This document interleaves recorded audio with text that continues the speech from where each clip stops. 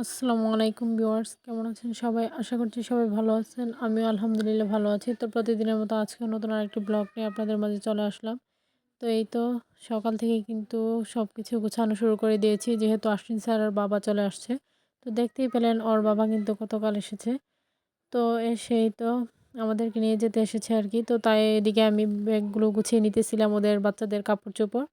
তো এগুলো গুছিয়ে নিতেছি আর একে, একে সবকিছু গুছাইতেছিলাম। আর যেহেতু বাচ্চাদের কাপড়-চোপড় আছে, আমার কাপড়-চোপড়, তো সবকিছু মিলিয়ে মানে অনেকগুলোই কিন্তু গুছাতে, গুছাতে অনেক সময় ব্যাপার আরকি। তাই আরকি সকালে ঘুম থেকে উঠে এগুলো গুছাতে শুরু করে দিলাম। আর এদিকেই তো আশ্বিন ছাড়া তার ভাইয়ার কাপড়। তো এগুলোই। তো আমার পাশে দাঁড়িয়ে ছিল, তো অনেক কিছু বলতেছিল। তো আমি এদিকে এসব গোছানো শুরু করে দিয়েছি।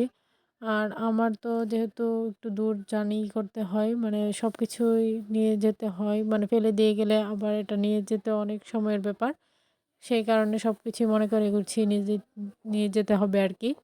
তো সেইজন্য সবকিছু ভালোভাবে গুছিয়ে নিতেছিলাম। তো এদিকে আমার ব্যাগ গুছানো হয়ে গেছে। তো একে, একে ৩ টি ব্যাগ গুছানো তো হয়েই গেল।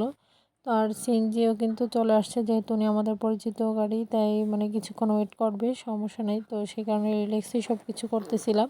তো আম্মা বলতেছিল যে সবকিছু ভালো করে গুছিয়ে নাও। এদিকে আমার ব্যাগ গোছানো তো কমপ্লিট হয়ে গেছে। তো এরপরেই তো আমি আমার প্রয়োজনীয় যেই মেডিসিনগুলো আরকি সবসময় আমার দরকার, তো সেইগুলো আমি নিতেছিলাম।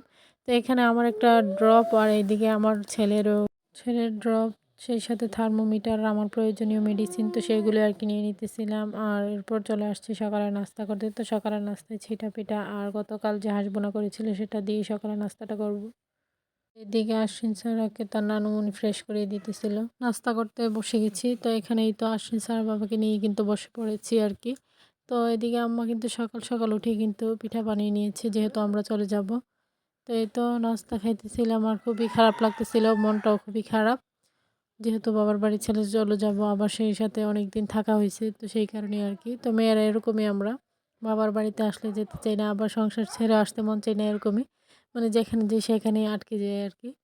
তো যাই হোক, নাস্তা তো করে নিলাম। আর খুবই ইমোশনাল ছিলাম, কি আর বলব। তো এদিকেই তো এখন বেরিয়ে যাব আরকি। রেডি হয়ে গেলাম।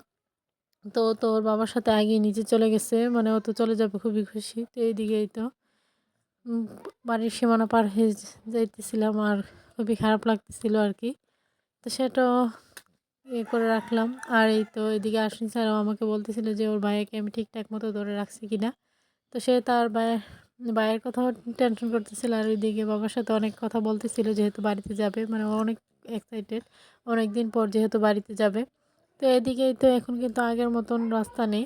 এখন রাস্তা কিন্তু খুবই ভালো হয়ে গেছে। মানে এখন নতুন করে যেহেতু কাজ করা শুরু করে দিয়েছে, তাই কিন্তু রাস্তা খুবই ভালো। আর এইদিকেই তো সবুজ ফসল দেখে কিন্তু ভালোই লাগতেছে। চতুর্দিকে শুধু ধান গাছ।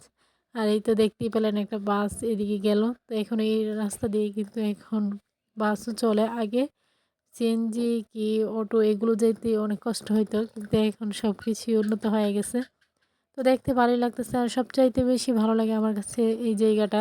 তো আমার শ্বশুরবাড়িতে যেতে হলে বা আমাদের বাড়িতে আসতে হলে এই জায়গাটা পার হয়ে আসতে হয়। আর এখন যেহেতু পানি কমে গেছে, তাই দেখতেই পারতেছেন সবকিছু কিন্তু শুকিয়ে গেছে। পানি শুকানোর কারণে কিন্তু একটু অন্যরকম লাগতেছে। কিন্তু পানি যখন আরো বেশি থাকে তখন কিন্তু আরো বেশি ভালো লাগে। তো আমার কাছে এই জায়গাটা খুবই ভালো লাগে। সবসময় আমি এই জায়গাটা যতবারই যাই, মানে এই জায়গাটা আগে আমি ভিডিও করি।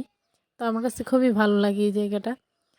তো এদিকে মানে এই জায়গাটায় আসলে মনে হয় প্রকৃতির মাঝে হারিয়ে গেছি। তো এরকমই একটা ফিল হয়। এদিকে নৌকা আর অনেকেই মাছ ধরতেছিল। তো এরকম কিছুই দেখতেছিলাম আরকি। তো অনেকে কিন্তু ধর্মজাল নিয়েও মাছ ধরতেছিল। প্রত্যেক রাস্তার মধ্যে এরকম অবস্থা। তো এই তো আমাকে জিজ্ঞেস করতেছিল যে এটা কি ওটা কি, অনেক কিছুই বলতেছিল। আর নৌকা দেখেও গান গাইতেছিল। তো এরকমই করতেছিল আসেনি ছাড়া।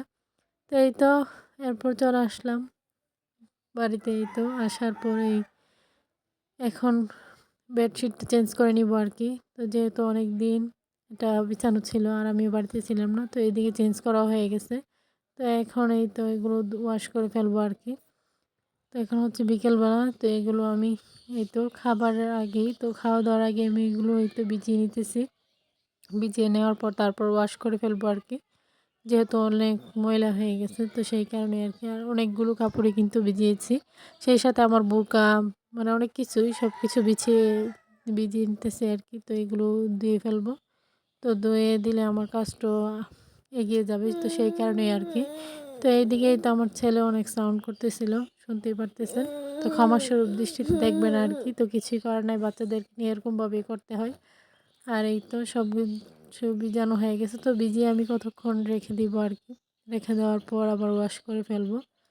তো এই তো ভিজানো ওর জামা কাপড় যেগুলো পরে আসছে, তো এইগুলোও কিন্তু ভিজিয়ে নিতেছি। আর সেই সাথে তো ও তো এখনও বুঝতে পারতেছে না যে কোথা থেকে কোথায় আসলো। তো বুঝতে পারতেছে যে আবার চলে যাবে ওর নানু বাড়িতে আসেন ছাড়া। তো সেই কারণে ও কিন্তু কিছুই বলতেছে না। কিন্তু যখন আবার মানে একটা দিন পার হবে তখনই কিন্তু আবার কান্নাকাটি শুরু করে দিবে আর কি। যেহেতু ও নানা ভাইয়ের সাথে প্রত্যেক দিনই ঘোরাফেরা করে। আর এইখানে তো আর কার সাথে ঘোরাফেরা করবে, ওর বাবা থাকে সারাদিন কাজে। তো সেই কারণে আর কি। তো ব্যস্ততার কারণে দেখা গেছে ওর সেরকম একটা বের হতে পারে না। তো তাই আর কি। তো এদিকে তো সবাইকে বলতেছিল যে আমি বাড়িতে এসে পড়েছি এতদিন পরে, যে নানুর বাড়ি থেকে আসছে। ওর কাছে ভালোই লাগতেছিল আর ওর কাজিনদের সাথে খেলা করতেছিল, ওর তো খুবই ভালো লাগতেছিল। তো আমিও ওর এনজয় মুড দেখতেছিলাম আর কি। তো এইদিকে আমার কাজও কিন্তু প্রায় হয়েই গেছে। আর এই তো এখন সব কিছু ওয়াশ করে ফেলতেছি।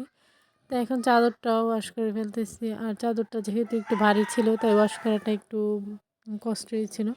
তো এখন সব কিছু দোয়া কমপ্লিট হয়ে গেছে। তো আজকের ভিডিওটি এই পর্যন্তই। সবাই ভালো থাকবেন, সুস্থ থাকবেন, আমাদের জন্য দোয়া করবেন। আমার ছোট্ট চ্যানেলটিকে সাবস্ক্রাইব করে পাশে থাকবেন, লাইক করবেন, শেয়ার করে দেবেন। আল্লাহ হাফেজ।